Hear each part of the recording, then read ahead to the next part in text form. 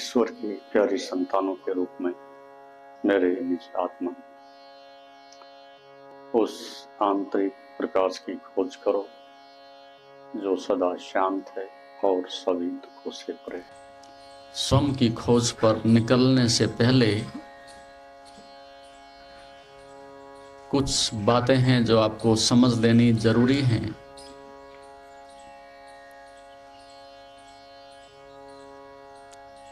क्योंकि सीधे सीधे आप चेतना से,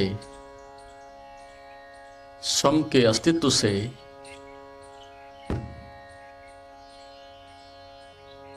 स्वयं के सत्य से नहीं मिल सकते। कुछ बाधाएं हैं, कुछ आवरण हैं, कुछ परिधियां हैं। उनको पार करने के बाद, उन शर्तों को पूरा करने के बाद ही आप परम अस्तित्व तक पहुंच सकते हैं। और उसमें 7 परिधियां हैं, 7 बाधाएं हैं, 7 आवरण हैं, जिनके पीछे आपकी चेतना, आपका परम सत्य, परम आनंद छिपा हुआ बैठा है। जब तक वो 7 बाधाएं अनावृत नहीं हो जाती, वो 7 परतें नहीं हटा दी जाती, उतने से पहले आप स्वयं अपने उस पिया से, उस परम सत्य से, आनंद से आप नहीं मिल सकेंगे। संसार में उधार मिल सकता है, दूसरे से मिल सकता है। यही तो संसार का रस है कि दूसरा दे देगा। यही तो संसार की भ्रांति और आकर्षण का कारण है। प्रेम दूसरे से मिलता दिखाई पड़ता है, धन दूसरे से उधार मिल जाता है, सम्मान दूसरे से मिल जाता है, भोजन दूसरे जुटा देते हैं, सुरक्षा कवच के रूप में दूसरे तुम्हें मिल जाते हैं। तो संसार में इतना आकर्षण होने का कारण यही है कि वहाँ आपको बिना कमाए संपदा मिल जाती है, बिना कमाए दौलत मिल जाती है। और मनुष्य का मन स्वाभाविक रूप से आलसी है। मनुष्य का मन स्वाभाविक रूप से बने बनाए पर मालिकियत करना चाहता है, पुरुषार्थ से अपने को बचाने की कोशिश करता है। तो स्वाभाविक रूप से मनुष्य का मन पदार्थ की ओर भागता है, संसार की ओर भागता है। वहाँ मनुष्य को स्वयं के पुरुषार्थ की जरूरत नहीं। वो बाप का पुरुषार्थ बेटे के काम आ जाता है। बैंक में रखा हुआ बाप का धन बेटे को मिल जाता है। पहले से तैयार किया गया पद दूसरे को ट्रांसफर हो जाता है। संसार में सब बांटा जा सकता है, इसलिए वहाँ उस बांटने में और मुफ्त में मिलने में आपकी बुद्धि, मन सभी कुछ उस ओर दौड़ते हैं। लेकिन अध्यात्म के जगत में सब कुछ कीमत चुका के मिलता है। यही उसकी गरिमा भी है। जो पुरुषार्थ से मिलता है, आपके प्रयत्न से मिलता है, कीमत चुका करके मिलता है, उसकी गरिमा अलग ही होती है, उसका प्रेम अलग ही होता है। तो 7 परतें जो मनुष्य की हैं, उसमें से पहली परत पृथ्वी,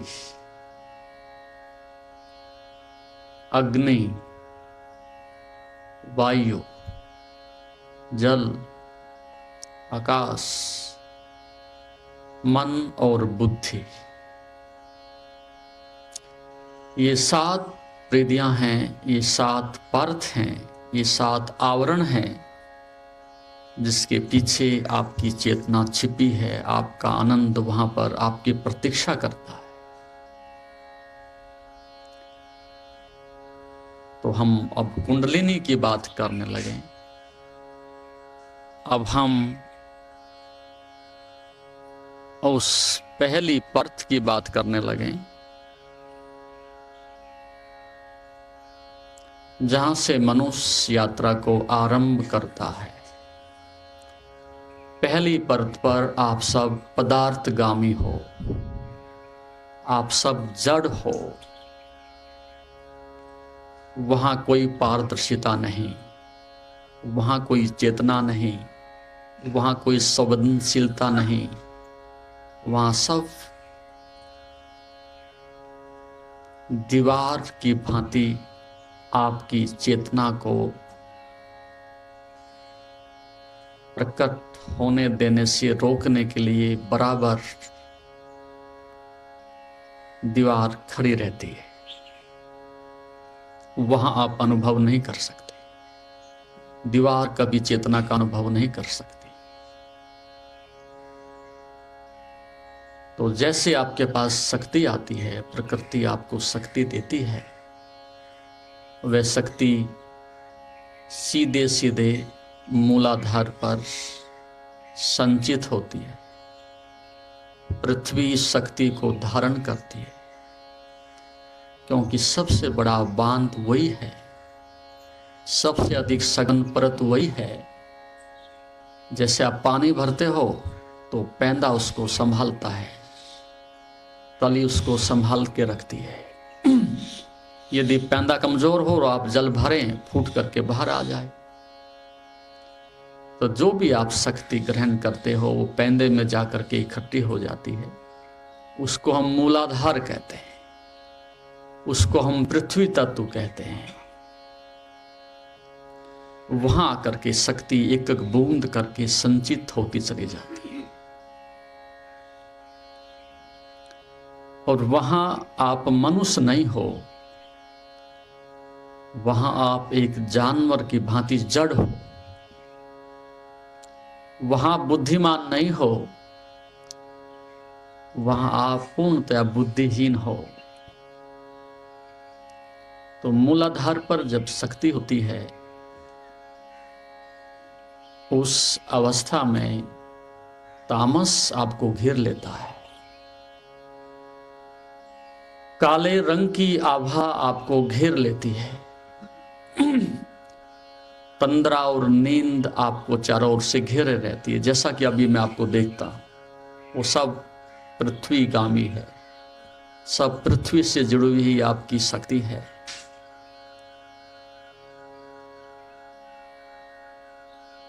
तो वहां सब कुछ काला ही और काला ही नजर आता है। जब आप आंख बंद करते हो तो वहां कोई प्रकाश की किरण नजर नहीं आती, कोई पारदर्शिता वहां दिखाई नहीं पड़ती। और उसका अर्थ है कि अब आप पूर्णतया संसार के मोह से जुड़े हुए हो। चारों तरफ जो भी आप छूते हो, जो भी देखते हो, जो भी सुनते हो, पृथ्वी से जुड़ा हुआ आदमी सब कुछ मोह से जोड़ लेता है। क्योंकि जैसे कि काला रंग सभी रंगों को समाहित करके काला हो जाता है, वो किसी को वहां से प्रतिबिंबित नहीं करता। जितने भी रंग आ जाते हैं उसका जो संग्रह है वो सब काले में बदल जाता है, कुछ भी नहीं वापस लौटाता। और आप में से अधिकांश मनुष्य ऐसे ही हैं। सब कुछ हमें मिल जाए, दूसरे से प्रेम भी मिल जाए, आदर भी मिल जाए, धन भी मिल जाए, सम्मान भी मिले, लेकिन हम किसी को कुछ लौटा ना दें, ऐसा आदमी महाकंजूस होता है। उसके हृदय में कोई संवेदनशीलता नहीं होती, कोई करुणा का भाव नहीं होता। वो जानवर के तल पर जीता है कि लाओ हमें क्या दे सकते हो। तो वो सबसे नीचे का पायदान है मनुष्य का। जिस मनुष्य का व्यवहार ऐसा है कि हमें कुछ चाहिए दूसरे से, उसे कष्ट हो जाए, पीड़ा हो जाए, उजड़ जाए, नष्ट हो जाए, उसके लिए हमारे मन में कोई संवेदनशीलता ना हो, कोई कर्म, कोई प्रेरणा ना हो, तो ऐसा व्यक्ति एक सूत्री कार्यक्रम, तो वो घोर संसारी होकर के जीता है। अपने स्वार्थ के लिए कितने लोग मर जाएं इसकी बात की उसको कोई परवाह नहीं होती। तो सारी शक्ति पृथ्वी के साथ चिपक जाती है और वहां दो आकर्षण पैदा करते हैं। एक, शरीर को जैसे साधने के लिए गुरुत्वाकर्षण की जरूरत पड़ती है, उस शरीर को संतुलित करता है, अन्यथा आप गिर जाओगे, लुढ़कते रहोगे। यदि गुरुत्वाकर्षण पृथ्वी का हटा दिया जाए तो आप खड़े नहीं हो सकते, गेंद की तरह से लुढ़कते रहोगे। तो एक आकर्षण तो पृथ्वी आपको धारण करके सीधा करके रखती है, और दूसरा आकर्षण, दूसरा जो आलंबन है, वो संसार आपको उस वासना के गुरुत्वाकर्षण के द्वारा खींचता रहता है। एक आकर्षण पृथ्वी का, एक आकर्षण संसार का, वासना का। तो जो व्यक्ति मोह से जुड़ा हुआ है वो बिना वासना के नहीं रह सकता। दोनों साथ साथ सगे संबंधी हैं। जहां जहां मोह पैदा होता है वहां वासना अपने आप ही चली आती है। तो उसी के कारण से जो दूसरा केंद्र है आपका, जिसको स्वादिष्ठान कहते हैं, काम केंद्र कहते हैं, तत्क्षण सक्रिय हो जाता है। मोह के पैदा होते ही वासना लहरें लेने लगती है। भोगो, छीनो, इकट्ठा करो, ताकि इससे पहले कि दूसरा उसके ऊपर आक्रमण करे, मैं उसके ऊपर कब्जा जमा लूं। ये वासना का स्वभाव है, और वो छीन करके ही पूरी की जा सकती है। छीनने में ही उसका आकर्षण है। और यहां सभी कुछ छीना झपटी चारों तरफ चलती रहती है। बाप बेटे से छीन रहा है, पति पत्नी से छीन रही है, उधर मित्र से छीन रहा है, भाई भाई से छीन रहा है, पड़ोसी पड़ोसी से। यहां छीना झपटी ही चारों तरफ, वो सिर्फ वासना का विस्तार है। और यहां तक कि प्रकृति ने क्या प्रबंध किया है, जब गर्भ में बच्चा पैदा होता है, और जो शुक्राणु, पहला शुक्राणु जब मां के गर्भ में दौड़ता है, गर्भाशय में जाकर के दौड़ता है, वहीं से छीना झपटी आरंभ हो जाती है। कौन दौड़ में सबसे आगे होगा? 10 लाख शुक्राणु होते हैं, और वो 10 लाख धावक होते हैं। वहां पर 10 लाख के 10 लाख दौड़ते हैं एक साथ। कौन जाकर के मां के डिंब से, उसके ओम से, उसके अंडाणु से जाकर के मिलेगा, वो भाग दौड़ वहीं से पहले ही क्षण से आरंभ हो जाती है। पहला शुक्राणु मां के शुक्राणु से, उसके डिंब से मिलने के लिए 10,000 धावक दौड़ रहे हैं अंदर, गर्भ के अंदर बहुत तेजी से दौड़ते हैं। वो ओलंपिक धावक, उसमें से जो पहले पहुंच गया वो जीत गया। एक ही पहुंच सकता है वहां तक, बाकी सब की हत्या हो जाती है, सब मर जाते हैं। और ऐसे ही मनुष्य के बाहर आने के बाद भी यही स्थिति होती है। तब भी वो धावक होना, वो दौड़ने का क्रम रुक नहीं जाता। वहां से जो यात्रा आरंभ हुई थी गर्भ से, बाहर आने के बाद फिर चेतना दौड़ती है, फिर वासना दौड़ती है, फिर मन दौड़ता है, बुद्धि दौड़ती है, सब कुछ दौड़ता ही चला जाता है। और उस दौड़ के परिणाम 2 होते हैं। एक परिणाम यह होता है कि हम में से अधिकांश दुर्भाग्यशाली व्यक्ति, 99.9% लोग, वो ज्यादा से ज्यादा कब्र तक पहुंचते हैं। उनकी यात्रा का समापन, उनकी दौड़, उनकी वासना, उनको ज्यादा से ज्यादा जो उनकी सबसे बड़ी सफलता होती है, क्योंकि वो तो सफलता के लिए दौड़ रहा है, उसकी बड़ी से बड़ी सफलता उसको शमशान घाट तक ले जाती है। सब कुछ दांव पर लगा करके जुआरी की तरह से, जैसे हारा हुआ आदमी, परास्त हुआ व्यक्ति सब खो बैठता है। हम में से अधिकांश लोग, 99% लोगों की दौड़ उस वासना की, महत्वाकांक्षा की दौड़, दौड़ते जिंदगी भर हैं, खूब दौड़े, सपने में भी दौड़े, जागने पर भी दौड़े, दौड़े खूब, लेकिन मंजिल नहीं मिलती तुम्हारे दौड़ने मात्र से, जब तक की दिशा नहीं मिलती, जब तक की बोध नहीं मिलता, जब तक की होश नहीं मिलता। करोड़ों दौड़ते हैं, उसमें से कोई एक पहुंच जाए तो वो भी अपवाद है। और जबकि होना ये चाहिए था कि एक चूक जाए तो कोई बात नहीं, वो करोड़ों पहुंच जाने चाहिए थे। क्या कमी है ये बताइएगा? सुंदर आंखें हैं, संकल्प करने के लिए साफ स्वच्छ ऊर्जा है, मन है, सुंदर सुदृढ़ पंच तत्वों से बनी हुई देह है, चारों ओर सृष्टि में फैला हुआ परमात्मा का ज्ञान है, जितना चाहो तुम बटोर लो,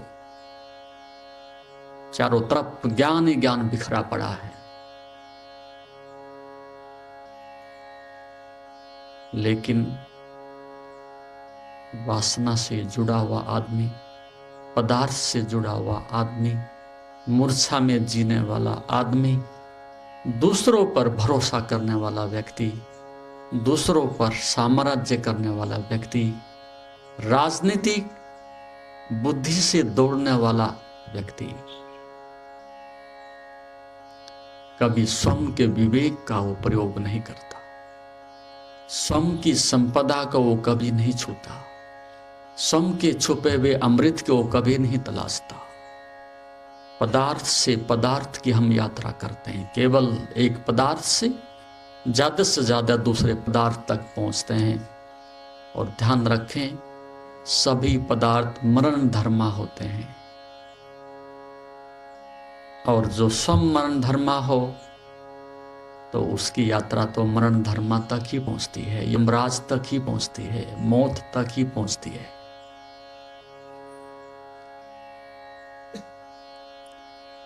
तो आप सोचते हो कि हमारी यात्रा कोई आकाश की यात्रा है, कि हमारी यात्रा कोई प्रेम की यात्रा है, कि हमारी यात्रा कोई ज्ञान की यात्रा है?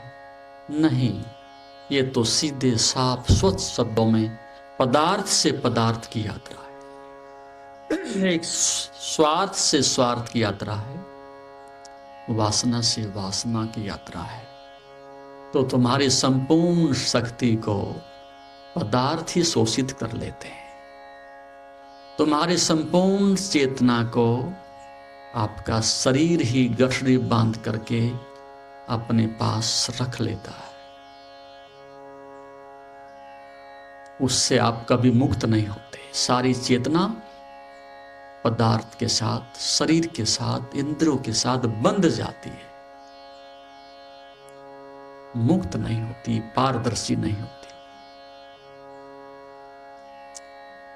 तो दूसरा केंद्र स्वादिष्ठान, काम केंद्र बराबर सक्रिय रहता है। और हम सब काम से पैदा हुए हैं, बीज ही काम का था, वहीं से तो यात्रा आरंभ हुई। और परमात्मा एक पहेली सबको दे करके भेजता है, एक चुनौती सबको परमात्मा दे करके भेजता है, एक रहस्य सबको दे करके परमात्मा भेजता है कि मैंने दिया है काम और तुम इसको बदलो राम में। ये पहेली है। काम एक संभावना है, यदि दिशा मिल जाए तो राम की ओर यात्रा की जा सकती है। क्योंकि परमात्मा की पहली प्राथमिकता यह है, सृष्टि चले, सृष्टि जीवित रहे, सृष्टि शक्ति को लेकर के आगे बढ़े। तो पहला प्रयास है कि आपको शक्ति संपन्न किया जाए, और वासना से बड़ी कोई शक्ति नहीं। हाहाकार मचा देती है वासना, तूफान मचा देती है वासना, सब कुछ तहस नहस कर देती है क्षण भर में। तो ये एक प्राकृतिक रूप से शक्ति का मनुष्य के लिए एक रूप है, लेकिन ये यात्रा का प्रारंभ है, अंत नहीं। शक्ति एक संभावना है, वो उसका समापन नहीं। तो परमात्मा आपको शक्ति देता है और धर्म, योग, ज्ञान उसको शांति की दिशा देता है। तो जब तक शक्ति शांति में नहीं बदल जाती, जब तक शक्ति आनंद में परिवर्तित नहीं हो जाती, जब तक शक्ति शिखर पर नहीं पहुंच जाती, उतने से पहले सब मरण धर्मा है, उतने से पहले सभी मनुष्य अधूरे हैं, उतने से पहले सभी मनुष्य यमराज के लिए भक्ष हैं, यमराज के लिए भोजन करने के लिए स्वादिष्ट शिकारी हैं। तो यदि आप अमृत को चखें तो अमृत पुत्र हैं, उस अवस्था में मौत आपका शिकार नहीं कर सकती। मौत का भोजन अमृत नहीं है, मौत का भोजन ज्ञान नहीं है, मौत का भोजन मनुष्य की वासना है,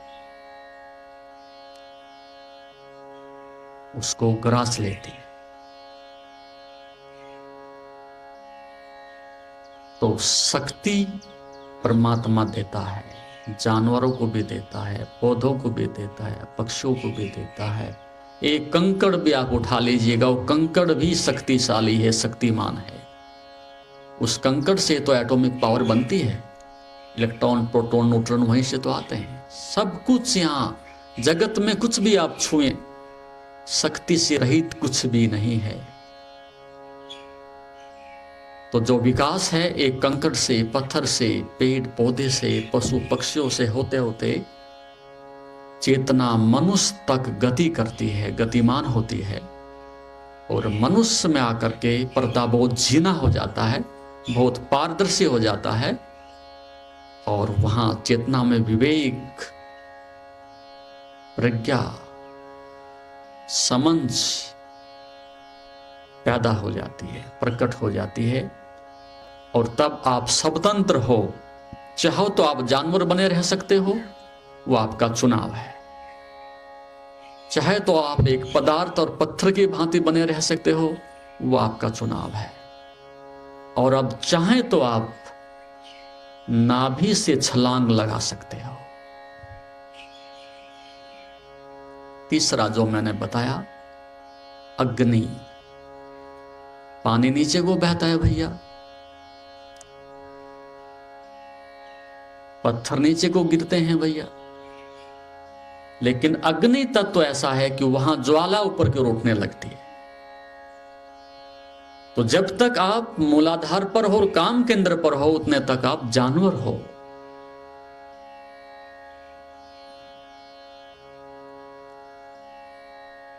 उतने तक आप पदार्थ हो, जानवर हो। लेकिन नाभि पर आकर के चेतना मुक्त होती है और अग्नि की ज्वालाओं के रूप में ऊपर उठने लगती है। तो नाभि पर मनुष्य का जन्म होता है। कहते ना, विष्णु भगवान कमल पर सागर में विश्राम कर रहे हैं, वहां से वो नाभि, वहीं से तो जन्म हुआ है विष्णु। और कोई सागर नहीं, ये नाभि सागर है। और यहीं से तुम्हारा जन्म हुआ है। जब तुम नन्हे से एक अदृश्य एटम थे, विजिबल थे, अदृश्य थे, गर्भ में आपको देखा भी नहीं जा सकता था, और इतने से अदृश्य छोटे से एटम में आपकी नाक भी है, कान भी है, आंख भी है, आयु भी है, बुद्धि भी है, लंबाई भी है। देखिएगा क्या चमत्कार है। अदृश्य छोटे से एटम में तुम्हारी सारी चीज अंदर रखी हुई है, और वो धीरे धीरे एक कोशिका से 2, 2 से 4, ऐसे लगभग 20 अरब कोशिकाओं से पूरा शरीर बना हुआ है। उसमें से कुछ कोशिकाएं आंख बन गई। देखिएगा, वही कोशिकाएं, एक कोशिका से, वही कोशिका से उसमें से कुछ आंख बन गई, उन्हीं कोशिकाओं में से कुछ कान बन गई, उन्हीं कोशिकाओं में से कुछ बुद्धि बन गई, ब्लड बन गई। तो नाभि पर आने के बाद जो गर्भ में सबसे पहला अनुभव होता है, सबसे पहला बंधन होता है, सबसे पहला संबंध जुड़ता है मां से, वो आपकी नाभि है। और अभी भी आप कितने भी दूर जाओ,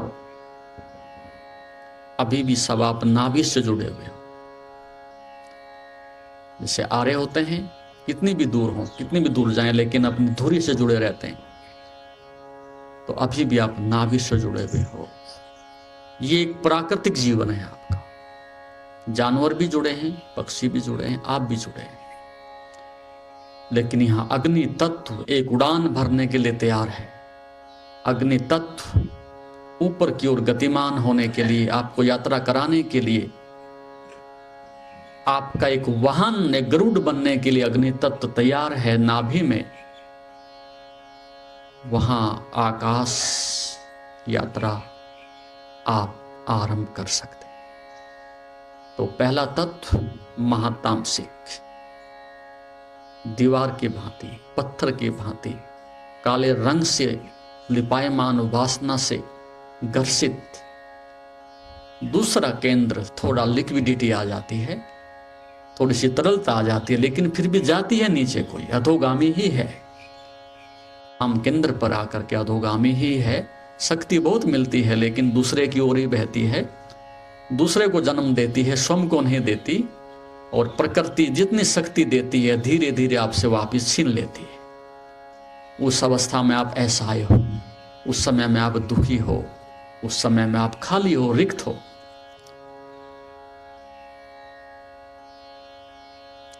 तो ऐसा व्यक्ति जीवन भर उस घड़े की भांति है कि इसको सागर के पास भी रख दिया जाए और सागर दिन रात बदलता बरसता भी रहे, और उस घड़े में 10-20 छिद्र हों, तो सागर भी निराश ही होगा, हताश ही होगा कि हमने सब कुछ गुआ दिया, सब कुछ लुटा दिया, लेकिन ये कभी भरता ही नहीं। तो कामी आदमी कभी तृप्त नहीं होता, विलासी व्यक्ति कभी शांत नहीं होता। संसार का कितनी भी बड़ी संपदा दे दो, कितना बड़ा पद दे दो, राष्ट्रपति बनाओ, प्रधानमंत्री बनाओ, कुबेर बनाओ, पहलवान बनाओ, कितनी भी शक्ति उड़ालो उसके घड़े में, उन छिद्रों में आते ही सब बाहर बहती चली जाती है। ऐसे इंसान को, ऐसे आदमी को कोई तृप्त नहीं कर सका आज तक। वो अशांत रहते हैं, रिक्त रहते हैं, अशांति में जीते हैं, और जब मौत आती है तो घड़ा खाली का खाली ही मिलता है। और इसलिए तो जब कपाल क्रिया होती है तो वो टक से जो उठा करके बांस मारते हैं। अब क्या रखा उसमें, फूटा हुआ घड़ा है, फोड़ने की भी जरूरत नहीं थी, वो पहले से फूटा हुआ।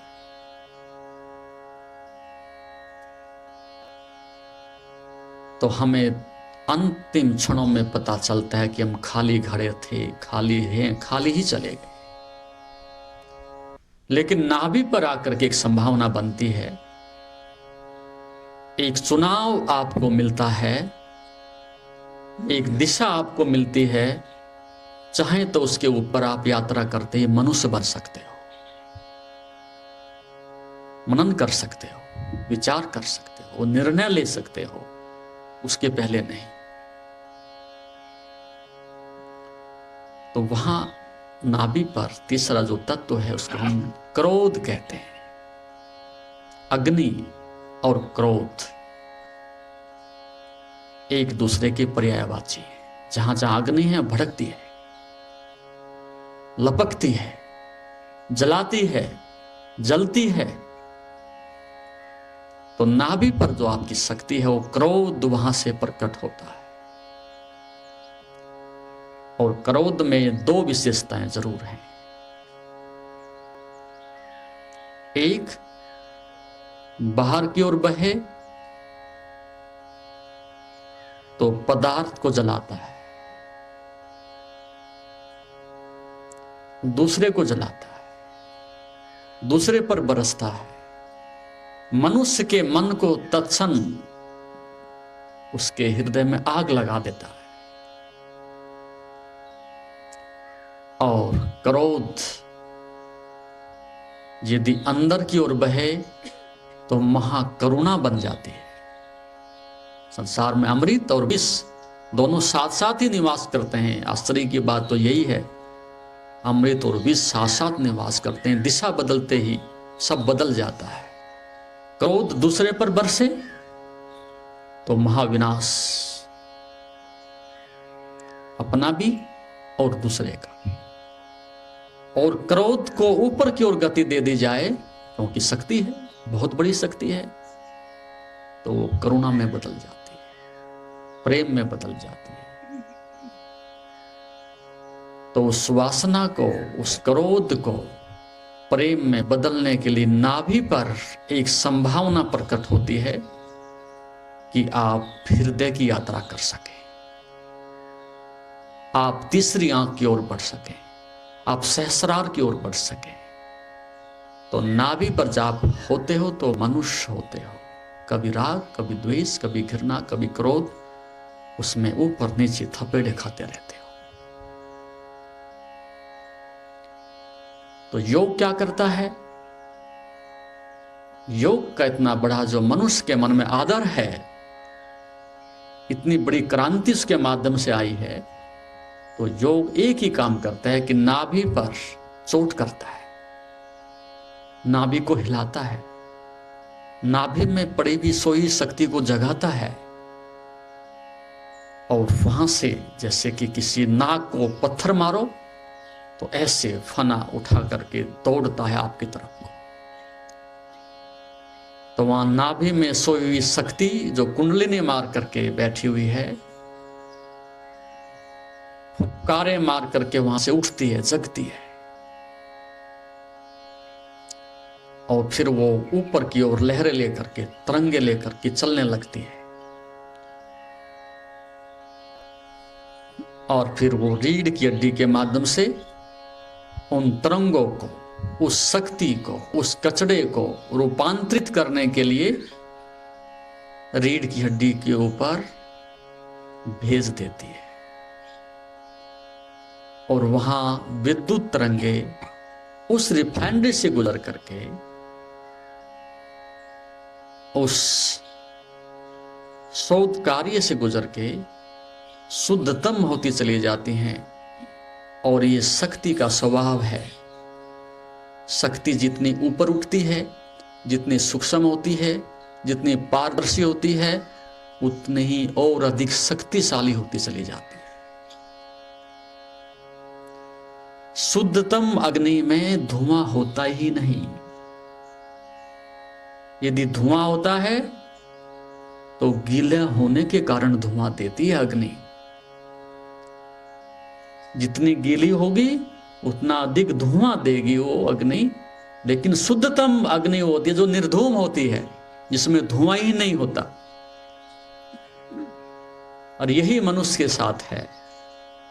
जब तक तुम्हारी शक्ति मूलाधार पर है, काम केंद्र पर है, नाभि पर है, उतने तक वो निर्धूम नहीं है, गीली है, वासना से लिपायमान है। इसलिए बार बार कभी क्रोध की चिंगारी, कभी मोह की चिंगारी, कभी अहंकार की चिंगारी। इसका अर्थ है शक्ति शुद्ध नहीं है, अभी वो गीली है। तो शुद्धतम अग्नि किसी धुएं को स्वीकार नहीं करती। तो जब आप नीचे के पायदान पर होते हो तो अशुद्धतम शक्ति है, गीली है। तो जब वो शक्ति थर्ड आई पर पहुंच जाती है, निर्धूम हो जाती है, पारदर्शी हो जाती है, उसमें कोई धुआं नहीं उठता। और जब धुआं नहीं होता तो शक्ति ठहर जाती है। जब तक धुआं नहीं होता उतने तक उपद्रव रहता है। उतने तक प्रतिक्रिया रहती है। जब तक दूसरा है प्रतिक्रिया होती ही रहेगी, लेकिन निर्धूम अग्नि के पास, शुद्धतम ऊर्जा के पास टकराने के लिए कोई दूसरा होता ही नहीं। उसी को हम अद्वैत कहते हैं, उसी को हम ब्रह्म कहते हैं। जो अपनी शुद्धतम अवस्था में है वहां दूसरा बचता ही नहीं, धुआं किसका उड़ेगा। तो नाभि से शक्ति को पुश किया, प्राणायाम से उसको चोट मारी और धीरे धीरे कुंडल तरंगित होने लगती है। तो वहां दो प्रतिक्रियाएं होती हैं। जो अशुद्धतम ईंधन है आपका शरीर का, एक तरह का मल है, आपका वीर्य है, आपकी शक्ति है, उसके अंदर दो क्रियाएं आरंभ हो जाती हैं। एक उसका स्थूल बायोलॉजिकल मैटर जो होता है नीचे पड़ा रहता है, और एक उसमें मथनी जो उसको बार बार मथती है। तो मंथन करते करते, घर्षण पैदा करते करते उसमें तरंगे पैदा हो जाती हैं, उसमें कुंडल उठने लगती हैं। उसी से कुंडलिनी शब्द में है, कुंडल पैदा हो जाती हैं, लहरें पैदा हो जाती हैं। और शक्ति जैसे लहरें लेती है, कुंडल बनती है, सूक्ष्म होती है, इलेक्ट्रीफाइड होती है, विद्युत तरंगे उठती हैं, तो तत्क्षण ऊपर की ओर उठने लगती है। पदार्थ सदैव नीचे की ओर जाता है और जो सूक्ष्म ऊर्जा है शक्ति ऊपर की ओर उठती है। तो धीरे धीरे वो पदार्थ चेतना की ओर बढ़ने लगता है। वो पदार्थ विद्युत तरंगों में परिवर्तित होने लगता है। आप किसी चीज को घर्षण करिएगा, वस्तु समाप्त हो जाएगी, देखते देखते पदार्थ समाप्त हो जाएगा और वो शक्ति प्रकृति में विलीन होती चली जाएगी। आप लोहे को रगड़ते जाएं, चिंगारी पैदा होती जाएगी, लोहा घिसता जाएगा, समाप्त होता जाएगा, पदार्थ शक्ति में परिवर्तित हो जाएगा। ये उसका स्वभाव है। इलेक्ट्रॉन्स में टूट जाएगा। तो इलेक्ट्रॉन्स धीरे धीरे स्पाइनल कोड के माध्यम से, क्योंकि वहां ऐसी कोई ठोस वस्तु नहीं जा सकती, तो शक्ति आई, केंद्र पर इकट्ठी हुई, उसको गति दी, उसमें मंथन हुआ, उसमें मूवमेंट हुआ और वो सारी शक्ति ट्रांसफॉर्मेशन में चलेगी, रूपांतरण में चलेगी। तो अब वो शक्ति धीरे धीरे रीढ़ के ड्यूब के माध्यम से, कुछ तरंगों के माध्यम से, कुछ मीठी मीठी लहरों के रूप में ऊपर की ओर मार्ग ढूंढती है। और जब मार्ग मिल जाता है तो शक्ति दौड़ती है, और जहां नहीं मिलता वहां टकराती है, बराबर नोक करती है। तो वहां से शक्ति उठ करके नाभि से हृदय की ओर पहुंच जाती है। हृदय श्रद्धा का केंद्र है, हृदय प्रेम का केंद्र है, हृदय बांटने का केंद्र है, हृदय करुणा करने का केंद्र है, हृदय दूसरे को अपना प्रेम देने का केंद्र है। वहां करके मनुष्य उस देवत्व को उपलब्ध होता है, साधारण मनुष्य नहीं रहता। फिर हृदय पर आने के बाद एक नई क्रांति पैदा होती है, एक श्रद्धा की क्रांति पैदा होती है। अब बांटने में रस है।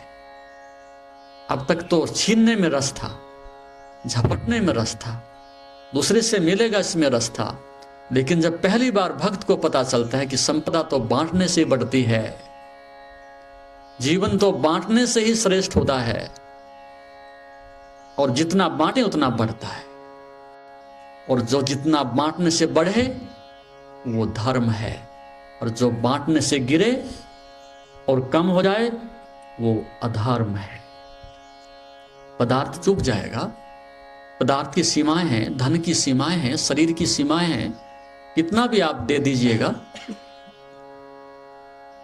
जैसे जैसे दोगे वो नष्ट होता चला जाएगा। लेकिन धर्म की परिभाषा यही है, आनंद की परिभाषा यही है, जो बराबर बांटने से और बढ़ता हो।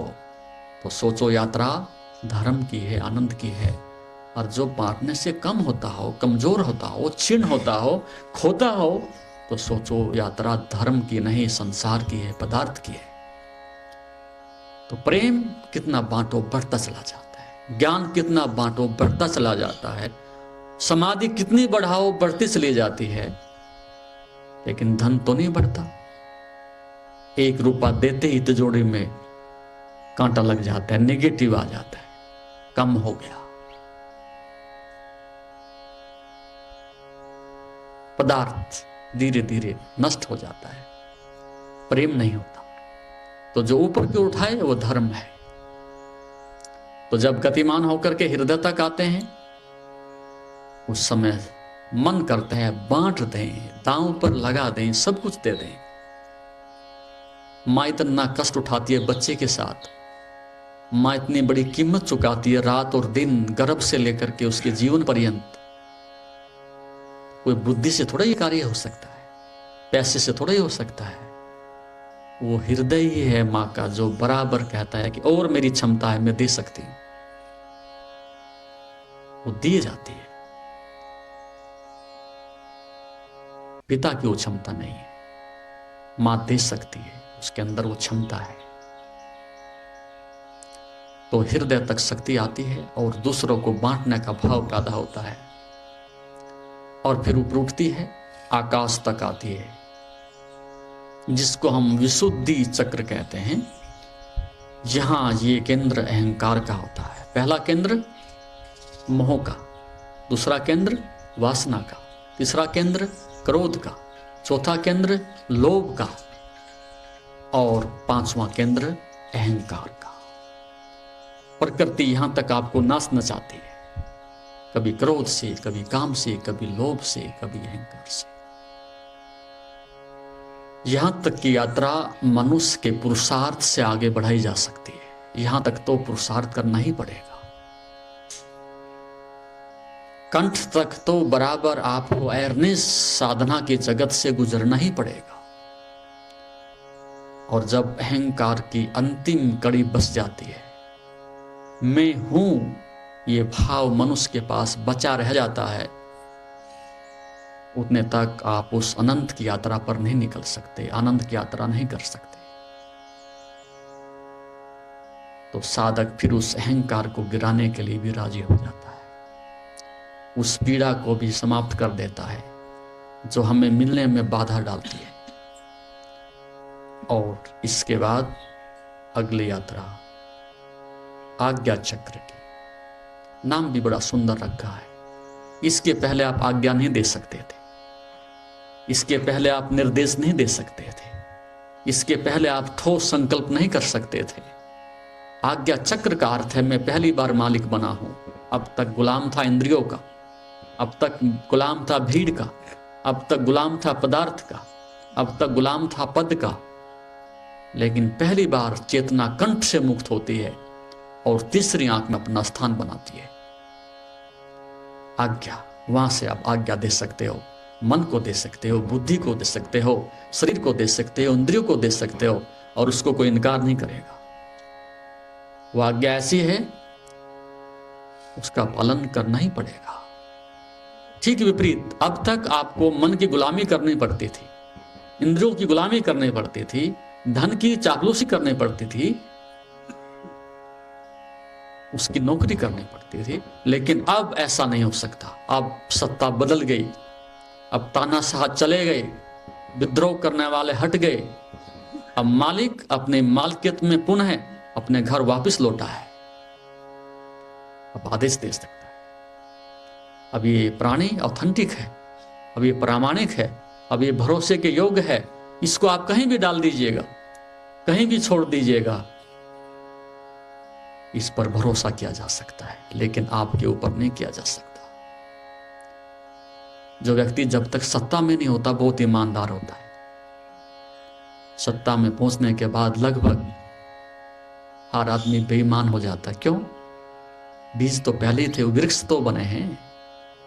बेईमानी का भाव कहीं मन में रहा होगा और वो वृक्ष बन गए। अवसर नहीं था, अब अवसर मिल गया। हम सज्जन हैं, सदाचारी हैं, संयमी हैं, ब्रह्मचारी हैं, अवसर नहीं मिलता तो सभी को सदाचारी हैं। स्वतंत्रता दे दीजिएगा, अवसर दे दीजिएगा, फिर आपके घोड़े कहां ले जाते हैं, आपका मूड, आपको मन कहां ले जाता है,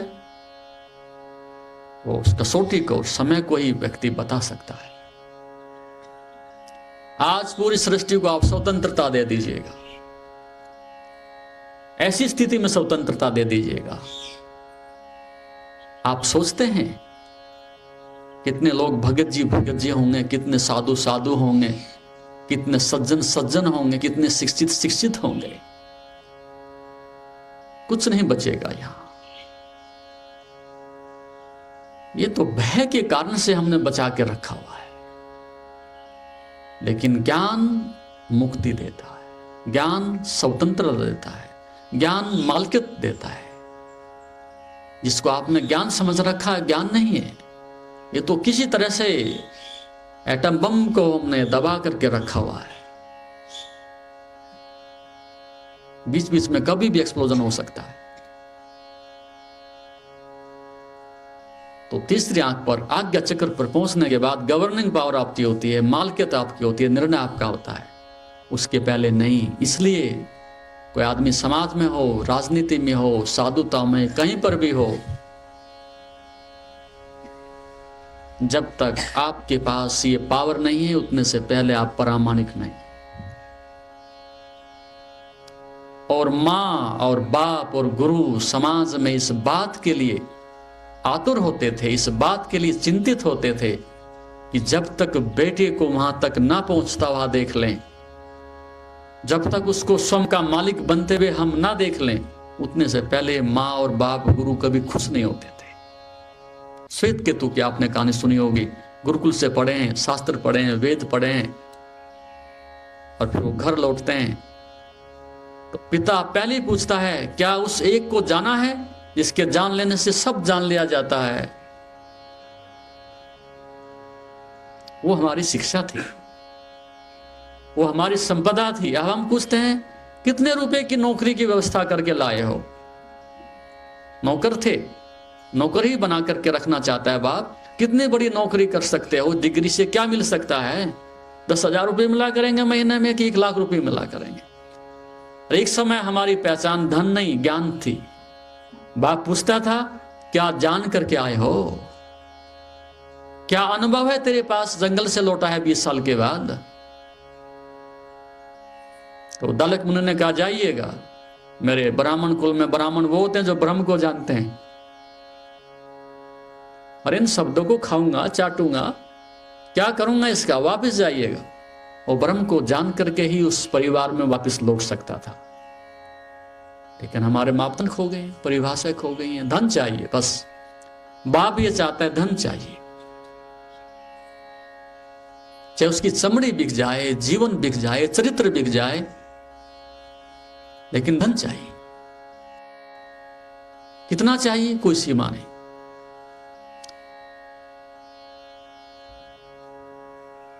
नहीं, ये तो गधे की जिंदगी है कि हम धोते रहें।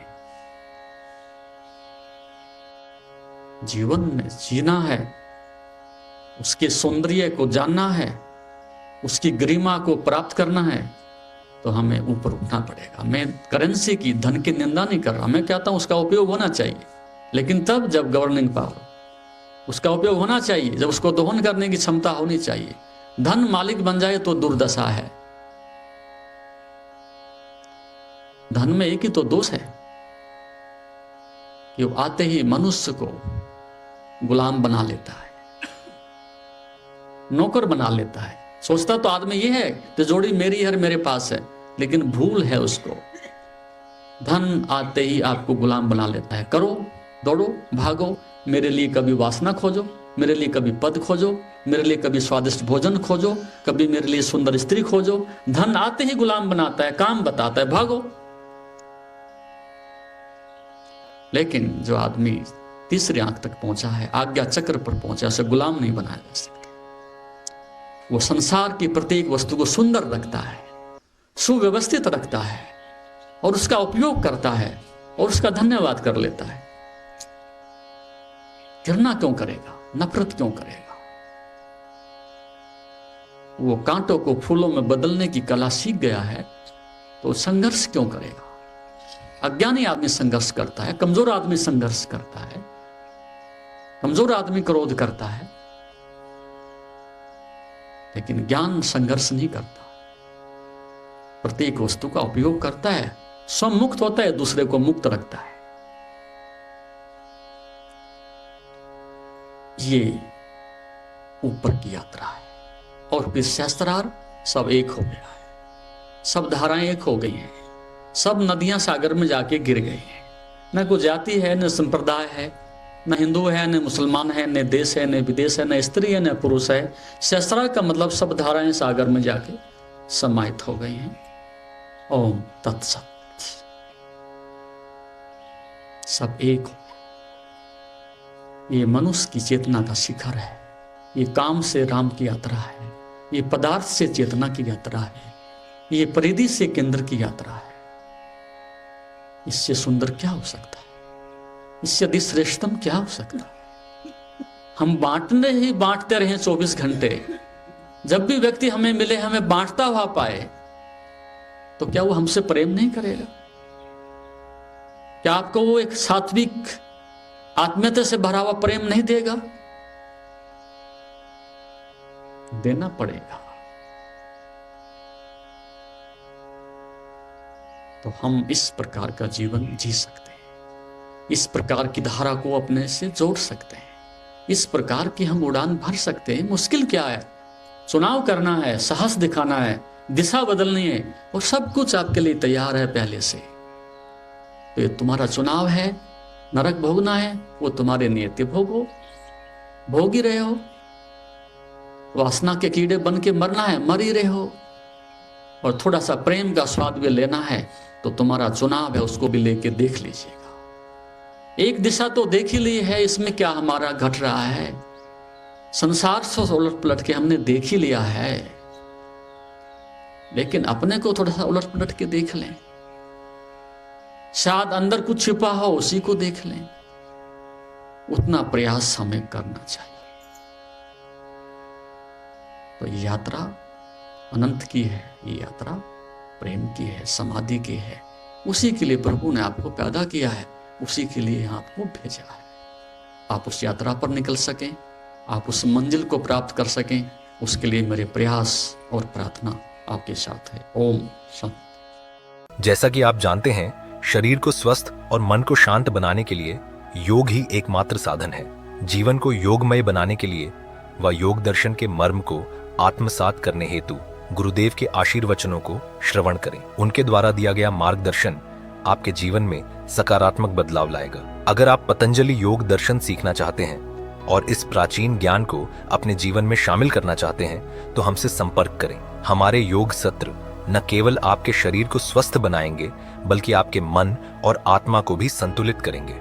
अधिक जानकारी के लिए हमें नीचे दिए गए विवरणों पर संपर्क करें। हमारे साथ इस योग यात्रा की शुरुआत करें और अपने जीवन को शांति और सकारात्मक ऊर्जा से भरें।